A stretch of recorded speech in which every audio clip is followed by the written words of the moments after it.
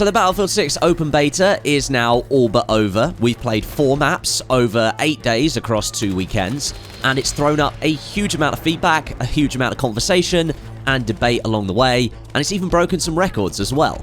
After having put in around 70 hours worth of playtime, and that shiny new toy factor has somewhat lessened, it has become a little bit clearer to me where some improvements can be made. So this video today is going to serve as a little bit of an open beta review, a bit of feedback, and a way to highlight some areas that I think Battlefield 6 could be better. Because although it's very obvious that the game is going to be far more successful than the last couple of entries in the franchise, I still want to make sure it's the best that it can be. I love Battlefield and I want to see the franchise succeed. So if you go on to enjoy this video or you find it helpful, drop a like for the almighty YouTube algorithm and subscribe for more Battlefield 6 content. We're trying to hit 1 million subs here. It'd be great if you could help us get there. And yes, I'm still terribly ill. That's why my voice sounds utterly terrible right now. So, I'm going to start by saying that Battlefield 6 is the most fun that I've had playing a Battlefield game since Battlefield 4. The gunfights are really intense, the gameplay is really aggressive and frenetic, and the gunplay feels on point. Since 90% of the time in a Battlefield game you are running around with a primary weapon equipped in your hands, this is something that I can truly appreciate. Battlefield 1, although an incredibly atmospheric experience and a truly unique entry into the franchise for depicting World War I, it never had the satisfying gunplay that I expected, and I longed for the days of Battlefield 3 and 4's gunplay when I was playing Battlefield 1. And in Battlefield 6, I feel like I've got that gunplay back. The weapons feel punchy and visceral, if a little bit light on the recoil side of things. The devs have already said that they've done a balance pass on all of the guns, that just didn't make it into the open beta, which is quite unfortunate. I really like the pick 100 attachment system that the game has. Instead of being locked into choosing just a few attachments based on an arbitrary number limit chosen by the designers, you can instead choose where you want to spend your attachment points. So if you really want to make your weapon great at hipfire at the expense of almost everything else, you can do that if you want to. Some attachments do feel like they need an increase in cost, especially the ammo types that increase headshot multipliers, but with a system like this, I think it's actually going to be easier for the devs to balance new weapons and attachments in the game over time. If something is powerful, maybe instead of nerfing its effectiveness in gameplay, you just increase its cost, and players will have to forego other options alongside of it. The performance of the game for a beta has really surprised me in a good way. I know some people have had some issues, particularly on console during the first weekend, but when it comes to an overall view, I've got to say, I think the devs cooked here. It's always been something of a meme when it comes to Battlefield games, that the betas and the launches of those games tend to be riddled with bugs, there's poor performance, and questionable game design choices. That last part still does stand, and we'll talk about that in a minute, but performance-wise, the game is solid, and it looks incredible. It looks like a game that's combined the atmosphere of Battlefield 1, the visual sharpness of Battlefield 5, and then the geographical variants of Battlefield 3 and all of its DLCs. You kind of feel immersed in the battles that you're taking part in. There are some visual issues, like being able to pick out players over distance and the current god-awful implementation of the sniper scope glint, which is way too bright and ends up covering over the head of your enemy when you're trying to shoot them. And maybe there's an argument to be made that there's a lot of visual clutter in the game, like flying debris, lots of dust and smoke coming across your screen. But this is Battlefield. You're taking part in a larger overall battle, and destruction is a core element of the gameplay experience, so maybe we just have to put up with a little bit extra dust. Are the visuals perfect? No, I don't think they are. But you can mess around with a lot of settings that turn off certain elements to give you a cleaner look, if that's what you prefer. One area I do think needs a bit of work is the UI. There's a lot of elements on the screen all at one time, and there are options in the settings menu that you can mess around with, things like size, opacity, and color of all the different elements on the screen, but that's not a particularly approachable system. If you've been in the settings menu, you know how much of a mess it is at the moment in Battlefield 6. And despite the visual clutter and being able to clean it up if you put some time in the settings menu, the compass that can sit above the game mode score element at the top of the screen is currently turned off by default. DICE, please, get that turned on by default for the full release. There are several issues right now of dark to light transitions in the game. When you go in and out of buildings, or if you look out of a door or a window, that needs to be resolved because sometimes you simply cannot see what you're about to walk in on. And there is a severe 3D spotting meta happening in Battlefield 6, perhaps due to the abundance of recon players who get immediate 3D spots above the heads of enemy players when they ADS.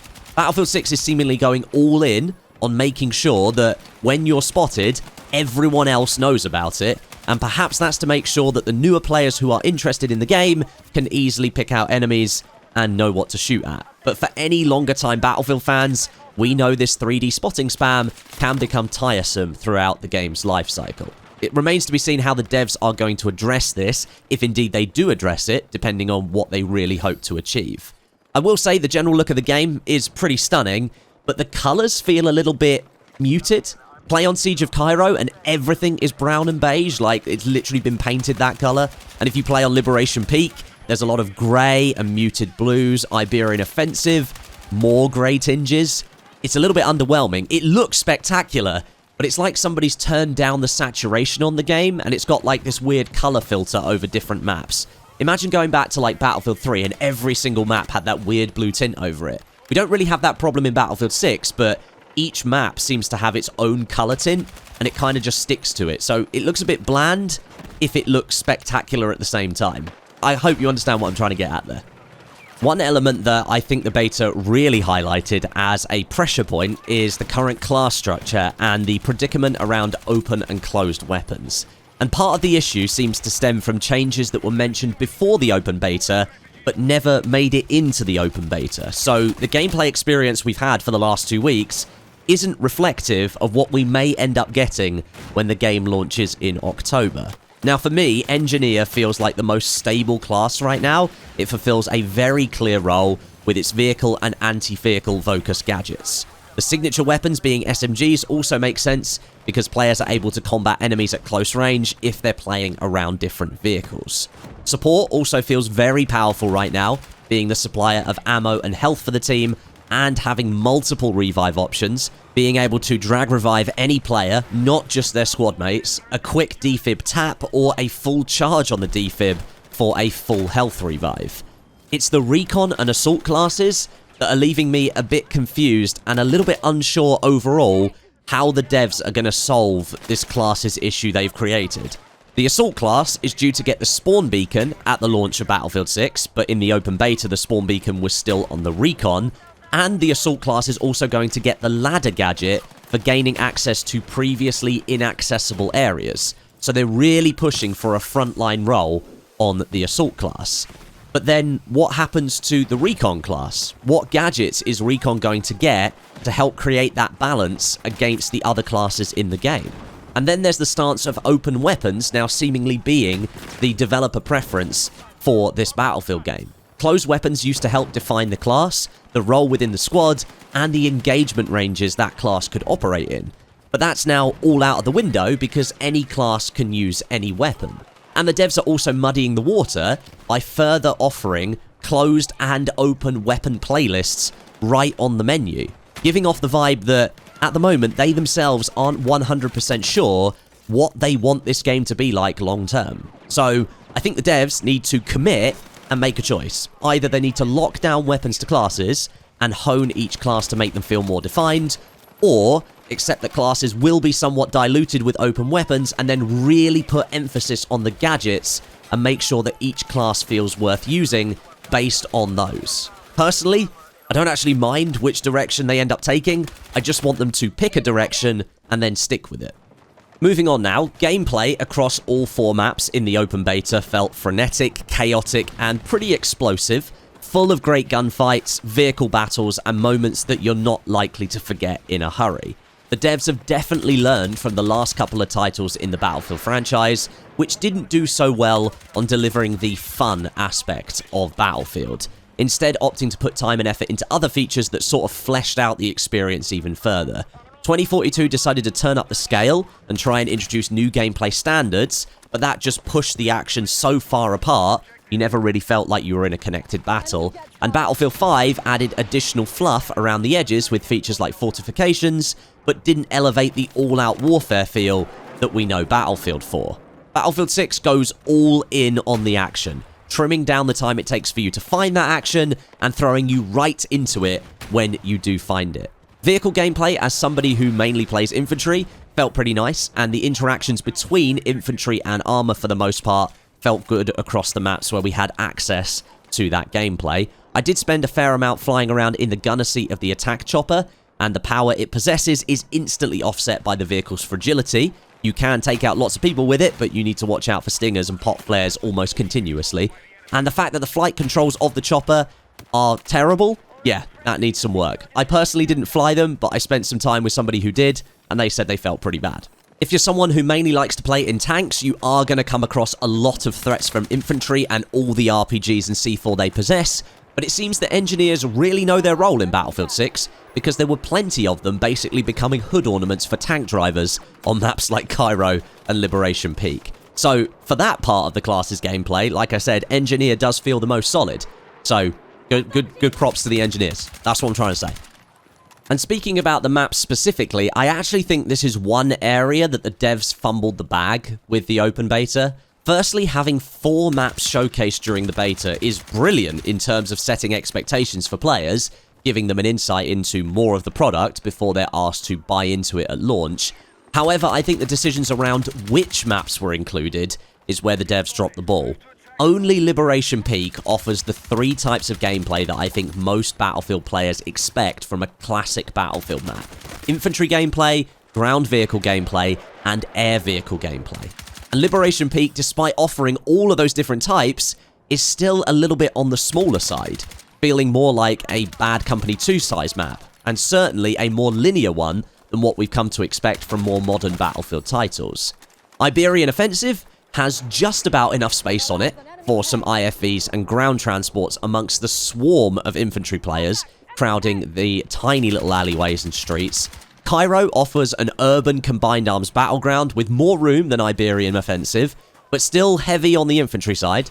And lastly, Empire State is an infantry-only offering. And there's one common theme here: infantry. 4 infantry-dominated maps in an open beta is quite a choice from the development team, and if I'm being truly honest, I think they should have showed something a little bit different. I think they showed too much of their infantry hand here, and nowhere near enough of everything else. Hindsight is of course 2020, but perhaps instead of having 4 maps across 2 weekends, the devs would have been better served having 3 maps across 2 weekends, 1 being infantry-dominated, like Empire State, Liberation Peak offering the smaller scale but still combined arms showcase, bringing air vehicles into the battle, and maybe lastly, a completely different 3rd, larger map that most people would have considered a classic Battlefield one. Something like Mirak Valley, which is supposedly the biggest map coming to Battlefield 6 at launch. I don't know, perhaps these 4 maps were chosen because they were in the most finished state, and they stood up to provide the best vertical slice of the game the devs were able to produce at the time. I'm not entirely sure, but one thing is for certain: feedback has been pouring in since the beta began that the maps that we're playing on aren't the ones we usually associate with Battlefield games. And I've got to say, I think that's fair feedback. However, I have largely enjoyed the maps that we have got to play, kind of going against everything bad that people have been saying about it. I still think people are enjoying the maps, even though perhaps they're not the ones that people would have chosen. Cairo is probably my favourite. It's such a dense urban environment, full of destructible assets and opportunities for tight combined arms gameplay. So many explosions going on that map. Liberation Peak, although on the smaller side, does give you the all-out Battlefield combat experience with the inclusion of air vehicles, and it looks visually stunning. Iberian Offensive shows what an infantry-dominated experience will be like, with a little bit of flexibility when it comes to vehicles, allowing IFVs to get involved. And Empire State is just a real showpiece because it's taking place in the shadow of the Brooklyn Bridge, which is something that Battlefield hasn't necessarily done with its maps before. There are obviously real-life locations in previous Battlefield games, but, you know, we've taken to America for one of these maps here, which is an interesting choice. But I do largely agree with the feedback that's been coming in. I would have liked to have played on a larger scale map in the beta in order to really get an idea of what the gameplay would feel like in Battlefield 6, so that I can compare it to what I already expect from a classic Battlefield map, something like Caspian Border, or even Operation Firestorm, which is actually going to be in the final game anyway. And I'll also briefly put onto the maps the debate around a server browser, because they kind of link together. I know it's a hot topic. I think Battlefield 6 should have a proper, full server browser at launch, not just for Portal, so that players have more options to choose what kind of gameplay they want from this game, not just what's provided to them by the matchmaking playlists that are in the main menu. Also, a server browser helps to extend the lifecycle of games well beyond their official content support, and it allows communities to thrive and flourish well into the future. That will always remain my stance on this, and I do think it's quite concerning that EA once again appears to be moving away from a legacy Battlefield feature in order to try and save some money on persistent servers. A billion-dollar company ought to be able to invest a little bit more in their players, if you ask me. I think the best summary I can give you about my feelings towards Battlefield 6 is that it's been damn good fun to play, and that after 70 or so hours, I'm definitely ready for more. Sure, there are some issues that I have with the game right now, and certain elements I'd like to see done a little bit differently, but there's nothing in the gameplay experience of this game right now that is stopping me from being excited and encouraged for the launch. I'm now looking forward to trying out more weapons, using different vehicles and attachments, getting hands-on with other gadgets that weren't in the beta, trying the gameplay on other launch maps, and getting strapped in for the live service, which I hope is going to be full of more maps and weapons along the way. But in general, I've been having a really good time with Battlefield 6, and it's great to be enjoying playing a game from my favorite FPS franchise again after what feels like nearly a decade of almost total disappointment. Who knows what the launch will actually bring? Of course, Battlefield launches tend to not be that great, but from the experience we've had in the open beta, I'm certainly a lot more hopeful for Battlefield 6 than what I was before it was revealed. Thanks for watching, drop a like if you enjoyed it, and subscribe for more Battlefield 6 coverage as we get closer to that launch in October. I'll catch you in the next one.